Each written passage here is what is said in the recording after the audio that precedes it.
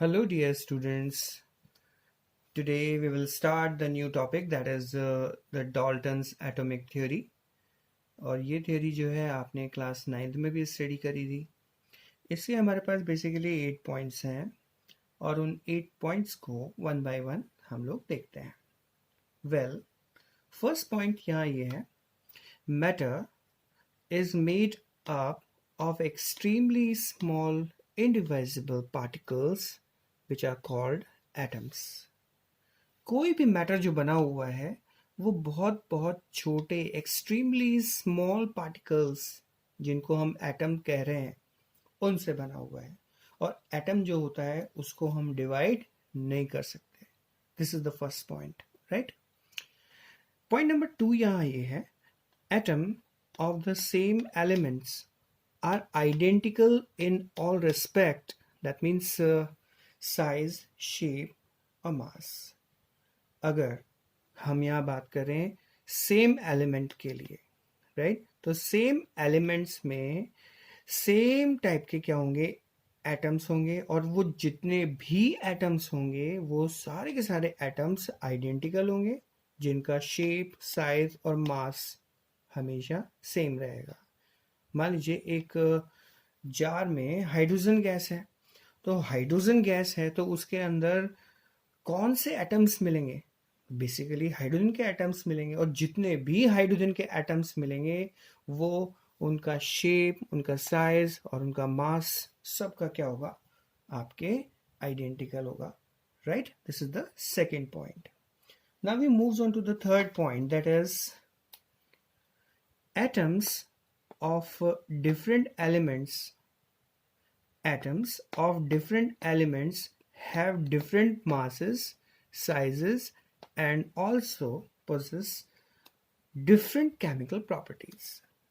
इसका मतलब क्या हुआ कि जितने भी एलिमेंट्स नोन हैं, राइट, अपनी पीरियोडिक टेबल में बहुत सारे एलिमेंट्स नोन है, they are the different elements, right. और उन डिफरेंट एलिमेंट्स के जो एटम्स हैं वो एटम्स जो होंगे वो डेफिनेटली डिफरेंट मास वाले होंगे, साइज वाले होंगे और उनकी हर एक की केमिकल प्रॉपर्टीज जो होगी वो डिफरेंट होगी. जैसे मैंने एग्जांपल दिया हाइड्रोजन का, तो हाइड्रोजन का एटम अलग होगा, हीलियम गैस का एटम अलग होगा, गोल्ड के एटम्स का अगर साइज देखा जाए तो वो डिफरेंट होगा. तो डेफिनेटली उनका शेप, साइज, मास और उनकी जो केमिकल प्रॉपर्टीज है, हाउ दे एक्चुअली रिएक्ट, वो भी डिफरेंट होंगी. So basically this is the third point, right. I think समझ में आ गया होगा.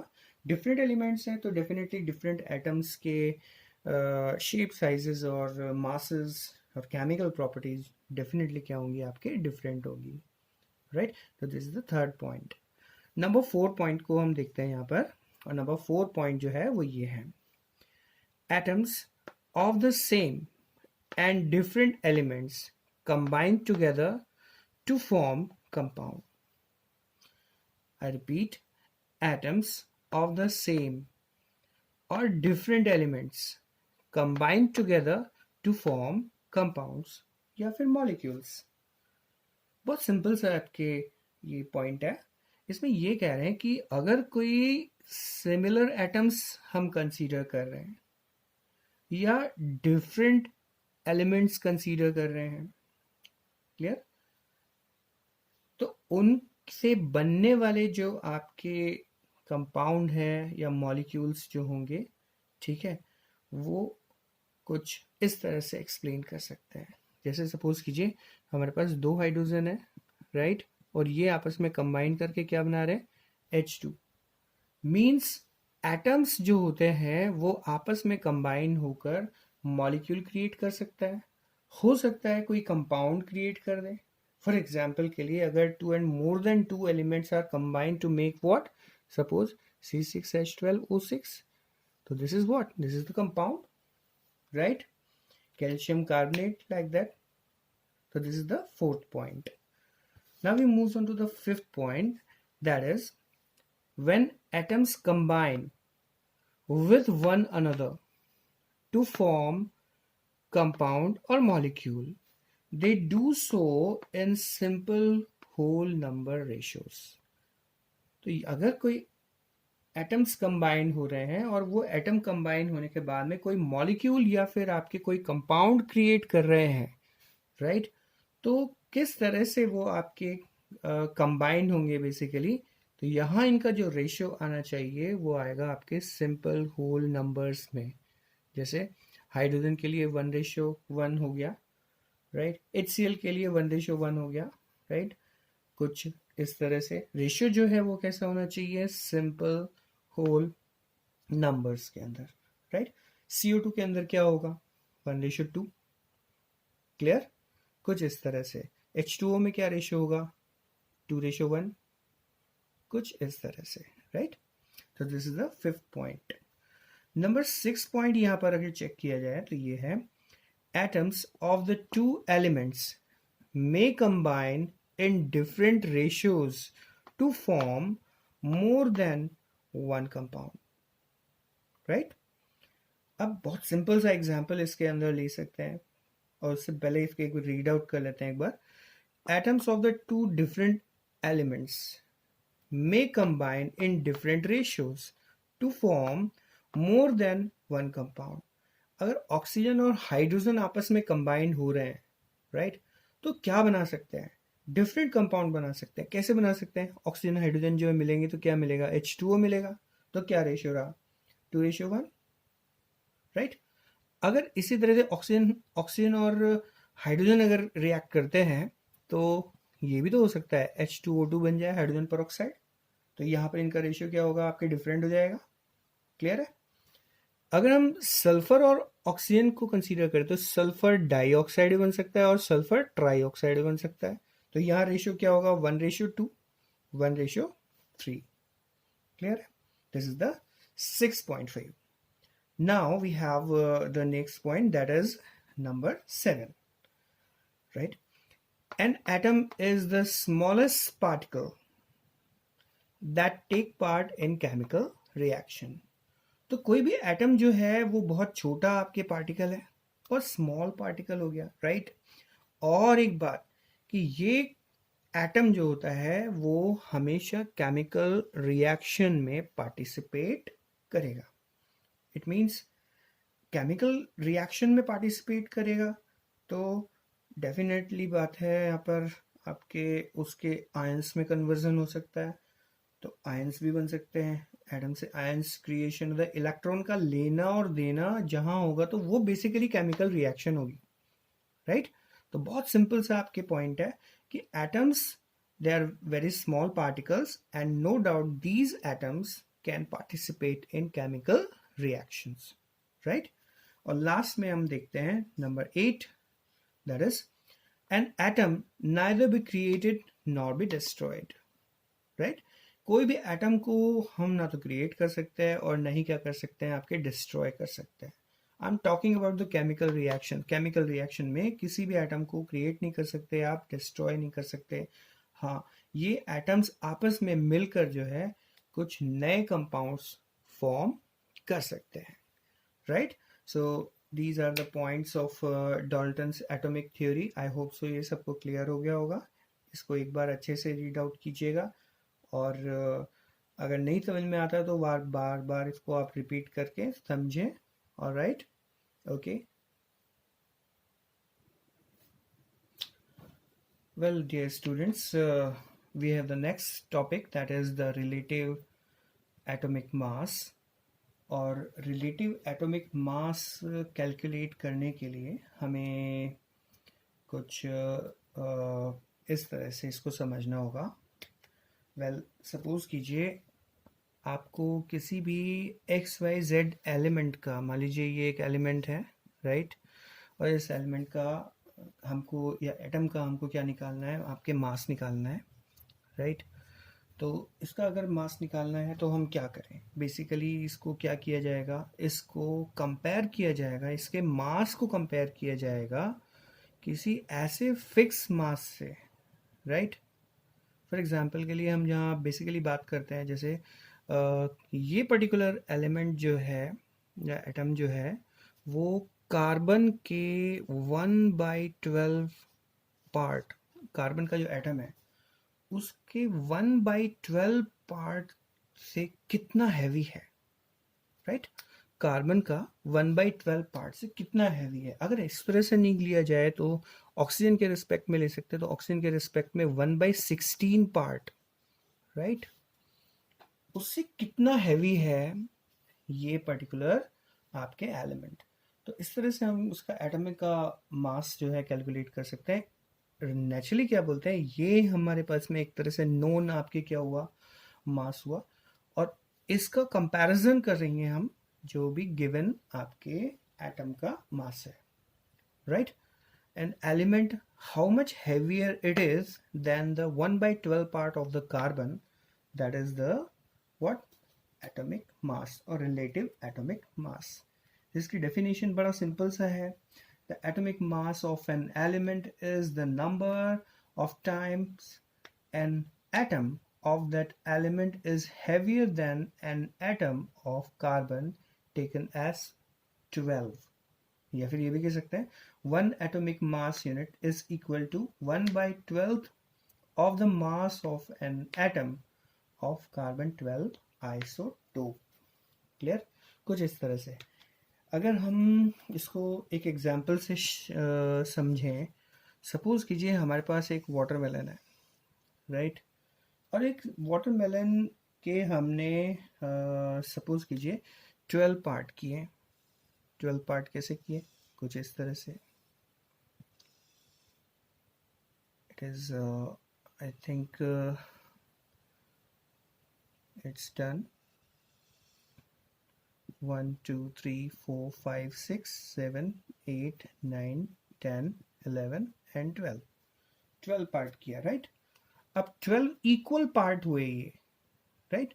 तो हम कोई भी एक पार्ट जो है यहाँ पर ले लेते हैं, ये रहा, राइट। इस पार्ट को यहाँ लिया, और कोई भी एक्स वाई जेड, जैसे कोई हम फिजिकल बैलेंस लेते हैं, राइट। तो इसका हमें क्या बोलते हैं, क्या पता है, मास पता है। ये टोटल मान लीजिए 12 अगर है, तो इसका इस पोर्शन का मास कितना हुआ, इस पोर्शन का मास हुआ 1/12, राइट। इसी तरह से इस राइट साइड में अगर हम कोई भी एक्स वाई जेड जो है एलिमेंट लेते हैं या एटम लेते हैं, तो वो एटम इस पार्ट के यानी कि 1/12 पार्ट से कितना हैवी है, राइट। उसी को कहेंगे रिलेटिव एटॉमिक मास, राइट। तो रिलेटिव एटॉमिक मास में हम इस किसी भी एक्स वाई जेड एटम के मास को एक तरह से रिलेवेंट करेंगे 1/12 पार्ट ऑफ कार्बन एटम, या फिर 1/16 part of the what, oxygen atom, या फिर 1.008 ये हाइड्रोजन का मास है, उससे कितना हैवी है, राइट। तो उसे कहेंगे relative atomic mass. I think समझ में आ गया होगा। Well, the next topic, that is the average atomic mass। इसको समझने के लिए हम लोग एक एग्जांपल लेते हैं, वही है, हम ले रहे हैं आपके क्लोरीन आइसोटोप्स। तो बेसिकली क्लोरीन जो है उसके आइसोटोप्स के बारे में बात करें तो क्लोरीन नंबर 17 है, राइट, नंबर 17। इसका जो एक आइसोटोप है बेसिकली वो है आपके ये 1735, और दूसरा जो आपके आइसोटोप है वो है आपके 1737, राइट। अब इनका एवरेज एटॉमिक मास हमें कैलकुलेट करना है। अबाउंडेंस वाइज जो है अगर देखा जाए तो इनका जो प्रेजेंट रेशियो जो है नेचर में, वो रेशियो है सपोज कीजिए 3:1। ये इनका आपके प्रेजेंट रेशियो है। मतलब इस 3 टाइम्स आपको 1735 मिलेगा, तो 1 टाइम क्या मिलेगा, 1737। तो ये आइसोटोप्स है। क्यों है आइसोटोप्स, क्योंकि इनके एटॉमिक नंबर सेम है, एटॉमिक मास जो है वो आपके डिफरेंट है, राइट। तो इसका अगर हमें एवरेज एटॉमिक मास जो है कैलकुलेट करना है तो क्या करेंगे, कैसे करेंगे। तो फर्स्ट ऑफ ऑल क्या कीजिएगा, इस क्लोरीन का जो मास है वो ले लीजिए, दैट इज़ 35, अब इसके प्रेजेंट जो आपके एग्जिस्टेंस है, जो रेशियो है, इसमें कितना आ रहा है आपके 3, इसको 3 से मल्टीप्लाई कीजिए, प्लस यहाँ सेकेंड वाला जो क्लोरीन है उसका जो मास है वो कितना है आपके 37, राइट। और इसका प्रेजेंट वैल्यू जो है वो है आपके पास में 1। अब नेचर में जो है कितना आपके ओवरऑल जो प्रेजेंट वैल्यू है वो 3 और ये 1 हो गया, दैट मीन्स 3 + 1 दैट इज 4। और अगर इसको पूरे को कैलकुलेट करते हैं तो हमारे पास आता है 35.5 यूनिट में, राइट। तो कॉम्बिनेशन बेसिकली देखा जाएगा इसमें तो होगा क्या, यहाँ पर अबाउंडेंस से हम चेक कर सकते हैं, परसेंटेज से भी चेक कर सकते हैं, उसका भी एक अलग फार्मूला हम यूज में ले सकते हैं। But I hope so this is understandable that how can we calculate the average atomic mass, right. Clear है? Well, one more example we have how to calculate the average atomic mass. अगर हमें percentage में हमें कोई भी isotopes की abundance मिलती है, मींस कितना परसेंट में कोई आइसोटोप हमें मिल रहा है, तो उसके लिए हम एवरेज एटॉमिक मास कैलकुलेट कर सकते हैं। तो एवरेज एटॉमिक मास कैलकुलेट करने के लिए हमारे पास जो फार्मूला है वो ये रहा, बहुत आसान सा फार्मूला है, सिंपल सा फार्मूला है। A bar that is equal to what, sigma, और P I A I upon 100, कुछ इस तरह से। यहाँ पर पी आई क्या है, पी आई है कि कितना अबाउंडेंस जो है हमें मिल रहा है पर्टिकुलर आइसोटोप का, राइट, वो। और ए आई जो भी पर्टिकुलर आइसोटोप है उसका एटॉमिक मास क्या है, दोनों को आप मल्टीप्लाई कीजिए। सपोज कीजिए किसी भी एलिमेंट जो है उसके 3 आइसोटोप्स हैं, राइट। तो P1 A1 plus P2 A2 plus P3 A3, इसको आप अपॉन 100 कर दीजिए, आपके पास में उसका एक्चुअल में एवरेज एटॉमिक मास जो है वो आपको मिल जाएगा। क्लियर? तो शीट में मैं आपको इसका एक छोटा सा क्वेश्चन भी दे दूंगा, उससे आप इजीली इसको समझ पाएंगे, right. Okay, so this is all about what average atomic masses, right? Well, एक और छोटा सा टॉपिक जो है आपके ग्राम एटॉमिक मास, बहुत आसान सा है। ग्राम एटॉमिक मास को अगर हम एक्सप्रेस करें तो language wise, the atomic mass of an element expressed in grams, कोई भी एटॉमिक मास जो भी है उसको हम ग्राम्स में अगर रिप्रेजेंट कर देते हैं तो वही क्या है, ग्राम एटॉमिक मास। क्लियर? आपको सबको पता है कि भाई ऑक्सीजन का एटॉमिक मास होता है 16, right, atomic mass unit. Oxygen का एटॉमिक मास हुआ 16, तो अगर इसका ग्राम एटॉमिक मास हमें कैलकुलेट करना है या बताना है, एक्सप्लेन करना है, तो बस ग्राम्स लगा देना है। एमयू की जगह पर क्या लगाना है आपको, ग्राम्स लगाना है। तो ये आप क्या हो गया, ग्राम एटॉमिक मास। अब सपोज कीजिए कार्बन के लिए हम बात कर रहे हैं, कार्बन का एटॉमिक मास जो होता है वो कितना होता है आपके 12। क्लियर है? तो gram atomic mass of carbon क्या होगा, 12 grams, that's it. All right, so this is the gram atomic mass.